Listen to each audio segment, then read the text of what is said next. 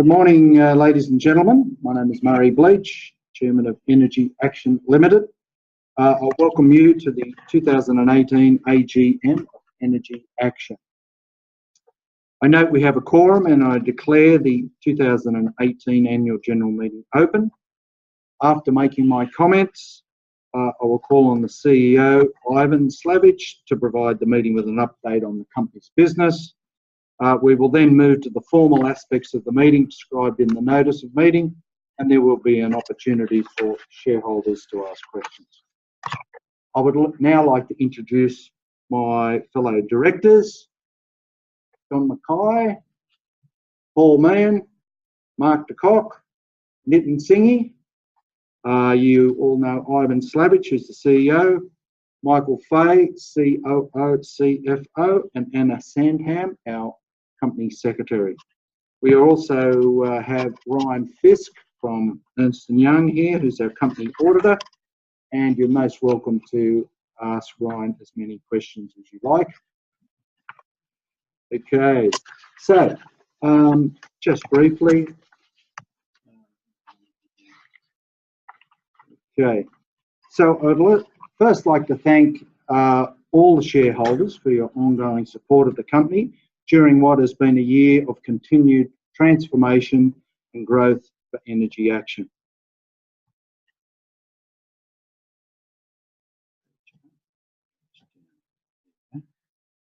One more. Okay. Before handing over to Ivan, I'll just give you a brief update on our strategic review. As you know, we announced our strategic review in August this year and appointed PwC to assist us in conducting that process. We considered that given the strength of Energy Action, its client base servicing thousands of Australian businesses, as well as very, very strong market position, that it was timely to consider all the options available to the company to ensure we are maximising value for all shareholders. This includes potential sale, a joint venture or merger with another organisation. As recently announced, I think within the last 2 weeks, the process of reviewing these opportunities is progressing well, and Energy Action currently in discussions with a number of interested parties in relation to a possible transaction. These discussions remain in their formative stages, and while there is no certainty around the outcome at this stage, we continue to keep all shareholders informed should there be any material developments. In the interim, the board remains committed to supporting Ivan, Michael and the Energy Action team to continue delivering to the operational objectives we are working towards in the business, and I'm very pleased to say we remain in great shape with strong organic growth prospects. Thank you again for your continued support, and I'd now like you to hear from Ivan to take you through the highlights of the 2018 financial year. Thank you. Thank you, Murray, and welcome to directors. I'd also like to acknowledge members of my senior team here today. So obviously we have Michael Fay here as the CFO and Chief Operating Officer, Stephen Flanagan heads up Business Services, John Huggard who heads up Consultancy Services, Ed Hanna, long-standing employee and shareholder who heads up our PAS services, and Sabrina's here too. Welcome. So just welcome to those members. So it'd be good just to have a chat afterwards to those guys. Thank you, Murray, and thanks for the update on the strategic review. I'm Ivan Slavic, the Chief Executive Officer of Energy Action, and I'll provide you a brief snapshot of the company's achievements and our outlook for the coming year. And as Murray mentioned, the business is in good shape. I mean, this is an infographic that we like to use to show that we've been around since 2000, run more than 1,300 procurement events. We manage just under 28,000 sites, do 350 plus energy efficiency reviews, 8 offices, dedicated teams. We won the 2018 CIPSA Building Performance Award this year, which is an international award for the building down in Melbourne in Collins Square. And overall about 10% of the C&I market. So we're very focused on delivering for our clients. We once again reiterate our purpose. Our purpose is to help our clients understand and to take control of their energy needs. So very much a client-centric mindset. We always see that in two parts. The first part's being understanding, and the second part is taking control of the energy needs. And we're able to do this due to the effort and expertise of our multidisciplinary teams across the country, servicing thousands of Australian businesses. So before determining the right path, Energy Action's expert consultants can help businesses first enhance their current energy strategy and then develop a plan to capture the cost benefits associated with best practice energy management. From a pricing perspective, we help buy energy, both electricity and gas, at the right price, and advising on the best method, timing and duration of procurement. We also source the best energy deals for clients no matter their size, be it small tariff customers less than 100 megawatt hours right up to some of Australia's largest corporates. We also look to minimise consumption and drive asset performance and identify ways to drive more efficient energy use.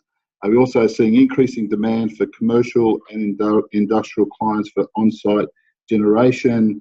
We just secured a solar deal over in Perth for a megawatt, so through our channel partnership. So we continue, there's a lot of behind the meter solar continuing to take place in the marketplace, despite the significant government uncertainty around the NEG and so forth. So clients very much looking to take control behind the meter. But before we've developed this concept of an integrated energy plan, as you know, Energy Action acquired Exergy and Energy Advice, and we're really working hard to combine and fully integrate those businesses within Energy Action.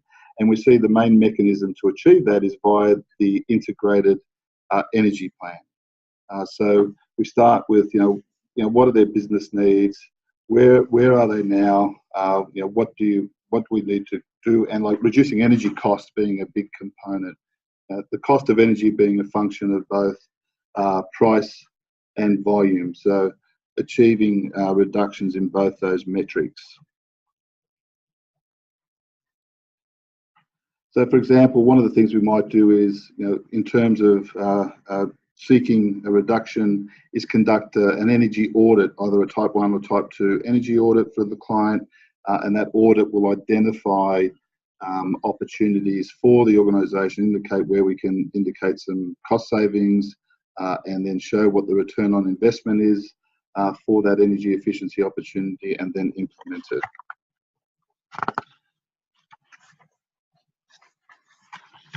So depending on all the different activities, we see that we can reduce from, say, worst practice where a client doesn't engage in any of this type of activity.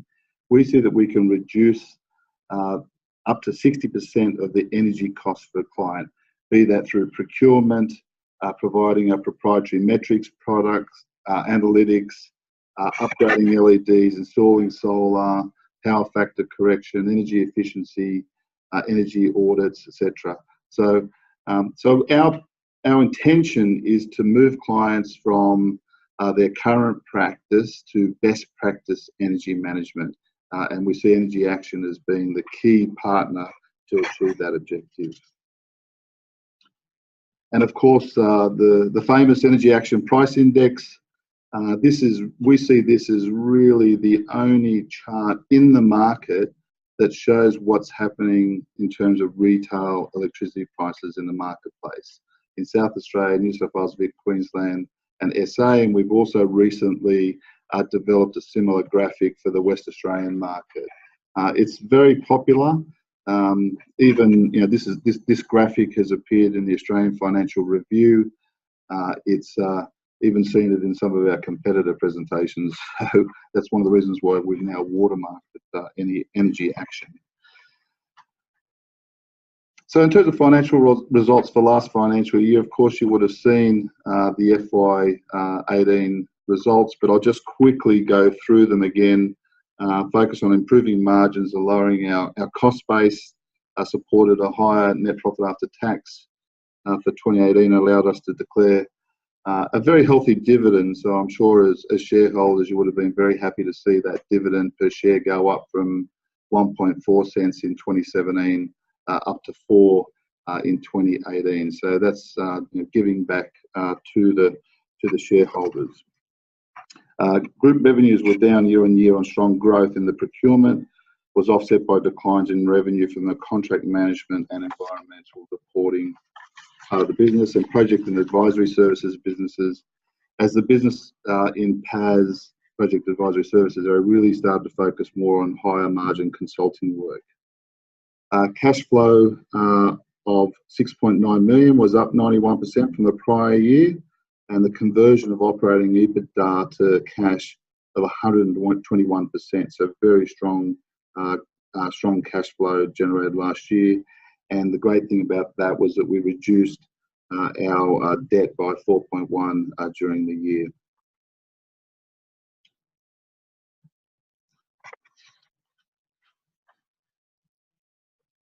So in terms of the financial performance, some of the key things there was under procurement, we facilitated a 15-year corporate PPA deal for the University of New South Wales. So we do definitely see this as an area that we're increasingly engaging in. We've undertaken a number of workshops for some of the larger corporate clients in this space.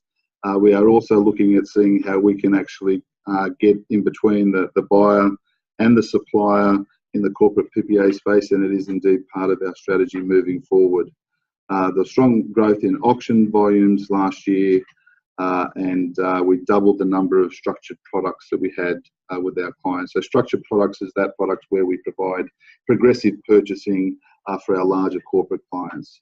On the contract management side, we have been really focusing on halting the decline in metrics, and it continued to decline slightly, but we are looking to really stabilise that, and a number of measures have been put in place to stabilise that, including an adjustment to ensure that we're competitively priced. We found our pricing was a bit too high, so we've adjusted that now, but we've also introduced Metrics Insight, which is a cut-down version of metrics for smaller sites, so that we can get a holistic view for the client. On the PAS side, we grew Optimise. So I mentioned that CIBSE report award that we received before. That was really on the back of the Optimise product. So we really see that as a flagship annuity type product that we can take to commercial buildings in particular to help measure, maximise and maintain those energy efficiencies that have been put in. And we put another big highlight for the year was putting together an energy plan for a major infrastructure project, which we started in that particular period, and have actually just recently delivered the report to the client in this financial year. On the corporate side, 30% increase in the number of women in leadership positions, so that diversity is an important component for the organisation. The energy industry is very much a male-dominated domain, so we are striving to increase the representation of women in the workforce and of course in leadership positions as well. And we picked up a number of key clients last financial year: Brickworks, Malfa and Growthpoint. And we also established operations with a business process outsourcing activity in the Philippines. And we've now increased that to, we've got 11 people in the Philippines, and that'll grow to 13 people. And that, fundamentally, they're very, very motivated and great employees, and obviously there's a cost component in doing that as well, given the pressure to continually look to reduce costs in our P&L. In terms of this year, we've received a preliminary arrangement to provide a billing service to a retailer for a large client with multiple sites.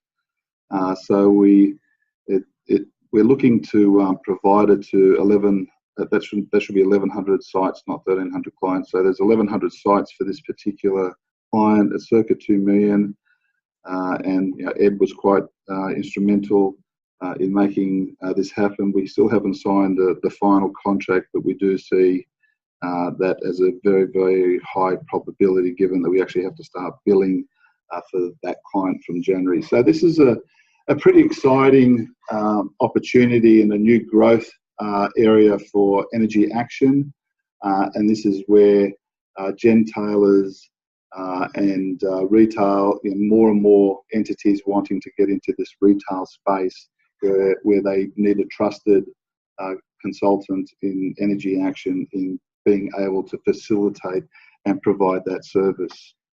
So hopefully we'll get that contract signed soon and have it. We're already underway in putting that in place, given that time is of the essence and we've got a financial arrangement already in place. I can't say who it is, but hopefully in due course we will be able to do that. We completed the energy plan that I referred to before for a large Australian infrastructure project. I can't say exactly who it is, but this is one of Australia's biggest new infrastructure projects in Sydney. So that's probably about as much as I can say. You can probably guess who that is. So we've pretty much put together the whole plan for them in terms of wanting to have the site net zero in terms of emissions, how they're going to get energy to the site, what are their options in terms of solar, corporate PPA, and we've delivered a report on that. So it's actually a very impressive piece of work that's been done by my team, and I'm very proud of that one. The strategic review continues, and Murray has already indicated where that's at. Unfortunately, we can't say any more than that due to confidentiality, but we are at the pointy end of that, which is good. Office consolidation. One of the things that surprised me a bit when I first started in the organisation is that for an organisation our size, we had 2 offices in Sydney, 2 offices in Melbourne, and it didn't really make too much sense. So after a fair bit of internal analysis and review of that, we made the decision that we could continue to service our clients in the city locations via a service office situation. So we've got an arrangement in place with Servcorp. So we've got an office in Barangaroo in Sydney, which is quite affordable. And there's also a Servcorp office right across the country, but also in Collins Street in Melbourne. We're utilising that facility. And we're seeing that delivering a reduced operating cost moving forward for the organisation of some $300,000. And the other thing is, these facilities are quite, the serviced office locations are quite good in terms of being close to where our clients are. We've also commenced what we've called a cultural transformation program. One of the things that we are having some difficulty with is retaining our good people in the organisation. So we wanted to get some feedback from our employees to understand what any issues or concerns are there so that we can address it. I'm the project sponsor of the Cultural Transformation Program. Our head of HR is the project manager, and we've got representation right across the team, leadership team, in delivering that. So, I see that as an excellent program that we've initiated to deliver for one of our key stakeholders, which is our people. And the business transformation program is also ongoing. We're hoping to have that completed by January of 2019. It is a major piece of work, and in fact, bigger than what we thought it was when we first started. Some 3,000 pages of specifications, and it's fundamentally revamping the back end for our whole auction platform, the Australian Energy Exchange auction platform, and our metrics offering. So there's been a lot of hard work that's gone into that. We have Mark the Cobb from the board who also assists us on the steering committee, So really a major piece of work, and really going to put Energy Action in a very good place in terms of being able to scale. So whereas before we're operating on Access databases, this is putting us on the latest, the metering up, putting us on the CRM platform, Microsoft Dynamics platform. So it's really able to scale and able to put additional energy products and services on our platform moving forward. So in terms of, once again, looking at the strategy, we've tried to distill this down to be very clear on the strategy moving forward. It's refreshing our energy metrics with new offerings and competitive pricing. We've got a program of work once BTP is completed to refresh the look and feel of the metrics platform, to also include small to medium sites which currently don't have a type 4 meter. So we're going to get that information, and this is a direct request from a number of our clients who want to see a holistic view, including their sites less than 100 megawatt hours. So we're doing that for metrics, and in terms of developing that integrated energy plan that we talked about, we've already started to roll that out to clients, but increasingly making it more robust and repeatable for our clients moving forward, as well as a rating system so that we can assess where clients are at in terms of their energy management to take them to best practice. Digitisation everywhere, so we're big focus on reducing costs using digital technology. The business transformation program is very much part of that, using DocuSign for the sign-up process for clients. So continually looking at where we can use technology to reduce the cost of operations. And then finally, developing new products to grow the business. And the three key areas that we've identified there is the corporate PPA market. And as I said, we've already done a bunch of workshops and continue to run workshops for our clients. And there's a number of different categories. One is where a corporate is just looking to enter into that corporate PPA market and doesn't know where to start, so giving them advice. The other alternative is where they're already assessing a corporate PPA deal and they want some form of independent check on that. So that's where we can come in and provide that. And of course, our ultimate aim is to stand between the client and the supplier and be able to receive a service fee to facilitate the transaction. We've had lots of conversations with suppliers who are keen to lock in deals from their output from their renewable project to our client base. Progressive purchasing is very much a growing area. In fact, there's a number of large retailers who are really backing that type of range, and ERM Power's probably the biggest one that's in that space. So you've got a situation now where clients are progressively purchasing via their retailer, but not having any advice in terms of when they should purchase and how much. And we believe it's better for them to receive that advice from an independent player like Energy Action rather than the retailer who has a vested interest in that equation. And the final one is once we've landed BTP, hopefully by January, using the AEX platform to sell other energy-related products and services. So, for example, selling solar system, batteries, and other energy-related products on that platform. So that pretty much ends the presentation. Look, I'd just like to echo Murray's sentiments and thank shareholders and all our staff for their continued support and commitment. I look forward to helping deliver on our objectives in the year ahead.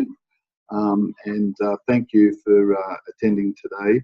I'll hand over to Murray, who will now go through the more formal parts of the meeting. Thank you.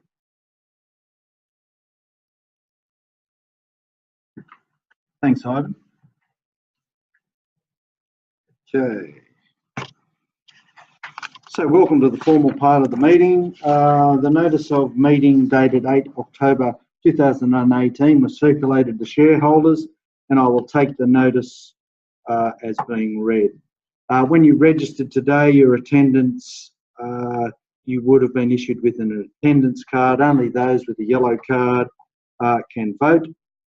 All resolutions will be determined by a poll, and I appoint Omar Danwali from our registry Link Market Services to act as the returning officer. Okay, moving then to the first item of business.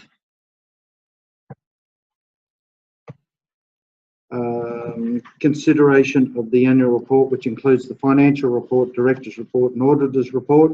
Shareholders were given the opportunity to submit questions to the auditor via email. No questions have been received to date. Ryan Fisk from Ernst & Young is available to answer questions you may have about the conduct of the audit or the auditor's report. I would like to take any general questions or comments about the reports or for the auditor. No questions? Okie dokie. I will now proceed to the formal resolutions set out in the notice. An opportunity for general questions will also be available at the end of the formal business. Okay. Resolution 1. Resolution 1 relates to the adoption of the remuneration report, which was contained within the director's report and is available on the website, and I will take it as read. I now invite shareholders wishing to speak to this resolution or ask questions about the REM report to do so by raising their hand.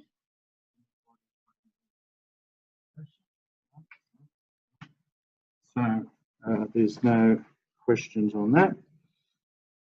We are required by law to disclose the proxies received, and they have been set out on the screen. Okey-dokey.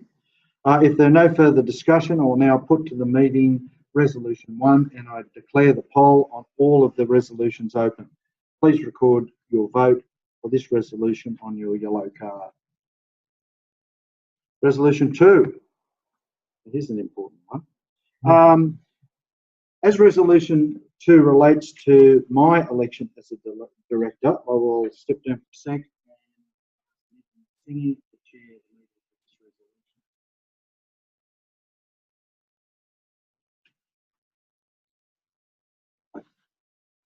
Yeah. I invite any shareholders wishing to speak to the resolution for the re-election of Mr. Murray, please to do so by raising their hand. Any queries? No. So the proxies are set out on the screen. If there's no further discussion, I now put to the meeting Resolution 2. Please record your vote for this resolution on your yellow card. Back to you, mate. Thanks, Nitin. Okay, Resolution 3. That Nitin Singhi, a Director of Energy Action, who retires in accordance with Clause 46(1) of the Constitution, being eligible for re-election, is elected as a Director of Energy Action. I invite any shareholders wishing to speak to the resolution to do so by raising their hand. Oops. There's the proxies. If there's no further questions, I now put the Resolution 2 to the meeting, and you are welcome to record your vote on the yellow card. Resolution 4, that Mark de Kock be appointed a director of the company. I invite all shareholders wishing to speak to the resolution to do so by raising their hand.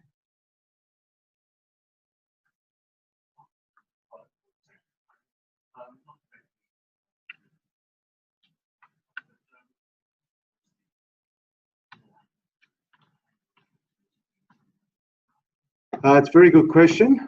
There are no formal plans to do anything about that. However, take your point, and I guess the next time there's an opportunity to appoint a new director, we will certainly be looking at diversity. Good. No, appreciate the question. Thank you. So the proxies for that one as on the screen. Any other comments, questions? Okay, I will put that resolution to the meeting. please record your vote on the yellow card. Okay, a representative from Link will now collect the poll cards.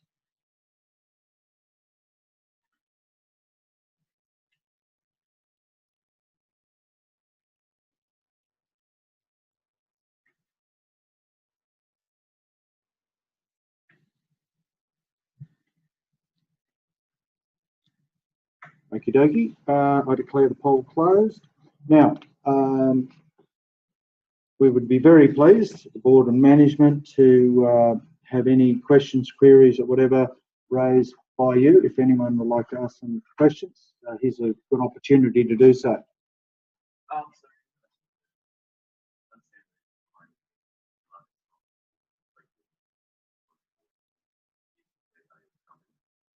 So, what would their share price range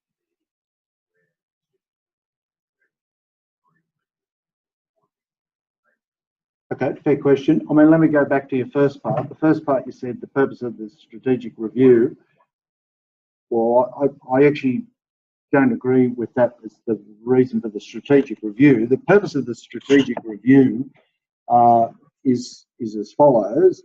The board had a view that Energy Action's a great company, but unfortunately we are subscale. We need to be a lot bigger. And that means, in my words, right, we either need more customers, more clients using our technology and our services, or we need more services or technology to give to our customers, right? So we said we need to team up with a big brother or sister to, you know, make the business more efficient and get the scale. So it wasn't necessarily about share price.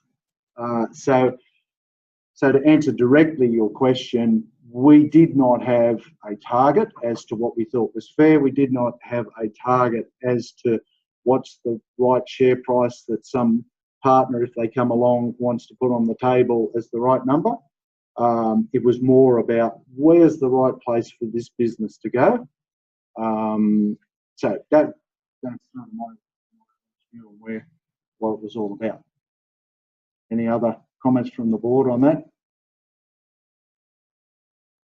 Okay, you happy with that?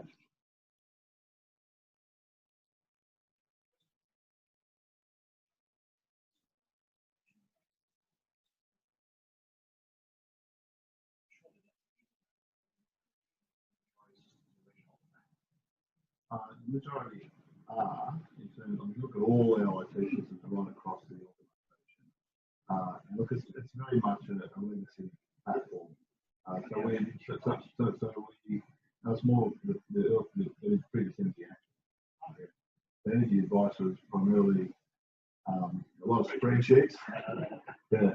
So so essentially, it's really moving us by putting us onto the Microsoft Dynamics platform, and we're using a waterfall technique for our IT deployment. So for those who are not familiar with that concept, basically we have a real detailed requirement specification documented before you actually start doing the programming. And once you've got that very clearly documented and know exactly what needs to be programmed, the programs program it, and then you embark on a user acceptance testing within the business to make sure it works. And effectively, what we have is just a lot bigger than what we thought we had. It just shows, you know, what corporate knowledge and IT is actually within the business. It's actually quite substantial. And so, yeah, so once we get on that new platform, which will be hopefully January next year, we see that it's much more repeatable and scalable. Yeah, go for it. the AEX a number of years ago, there were major rewrites on that. So you find that needs to be rewritten. Do you want to answer in here, Ivan, just in case someone's listening on the dog and bone? Sorry about those people online. Hopefully you heard my previous answer. So essentially, there's the front end of it and the back end of it. So what's being rewritten is primarily the back end of systems and processes. So so it's all the back end, the how it all gets, all the data gets into it, how it all then gets platformed, run, and so forth. It's not the skin, the front end. The skin of the front end is the same. Okay, great. Yeah, go for it.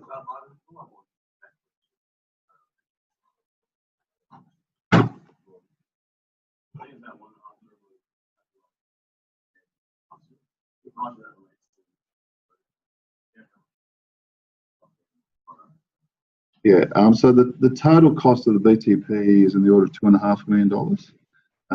So 1.5 was expended before, so we see additional being expended. The total CapEx spend for IT, I'm looking at Michael here, is around three. Yeah, there's about there's a little bit more spent, close to 3 mil was the total. But like if you're talking about year on within a particular year, that 2.5 is the majority for that project.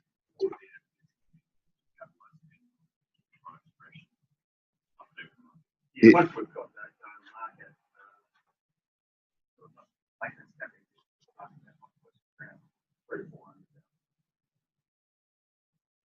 and of course, once that is implemented, our strategy is to look at the auction platform to see what other energy-related products and services that we can launch. So if you have a look at our IT spend over the last 10 years, we've spent something in the order of $11 million, going back to 2007, 2008. So when you look at our technology that we have in order to deploy the auction platform, our metric service, as an organisation, we've spent since it's the beginning, that we didn't record it very well between 2000 and 2006-07, but since then we know it's been about $11 million spent on deploying that IT for the business. Okay. Any other questions, queries, thoughts? Yeah.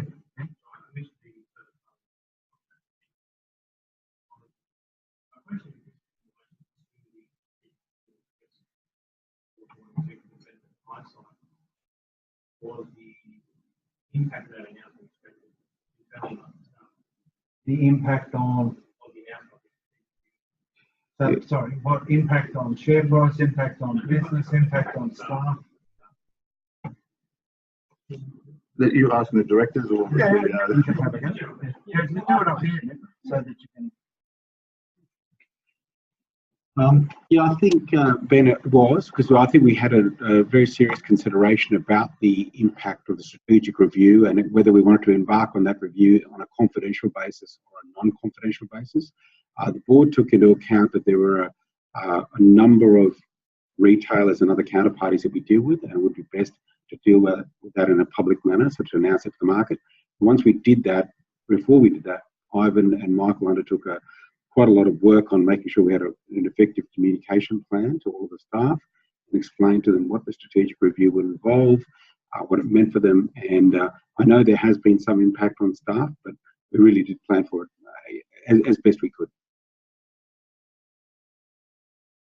And if I could perhaps I'll just add to what Nitin had to say there.